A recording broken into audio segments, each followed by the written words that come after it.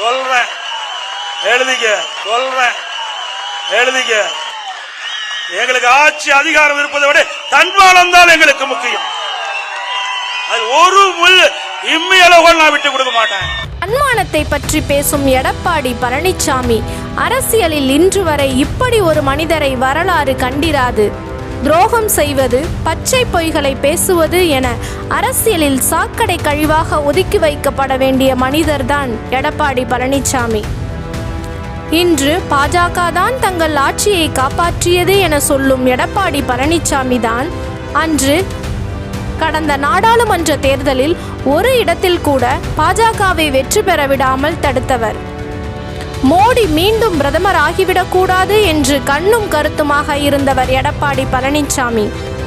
அப்படிப்பட்ட ஒரு பாவச் செயலை பாஜகவிற்கு செய்துவிட்டு இன்று துணிந்து அச்சமில்லாமல் கூச்சமில்லாமல் நான் பாஜகவிற்கு நன்றி கடன் பட்டுள்ளேன் என்று சொல்கிற ஒரு சுயநலமான அரசியல்வாதியிடம் தர்மத்தின் நீதியை எதிர்பார்ப்பது தவறான செயல்தான் என்று நினைக்க தோன்றுகிறது.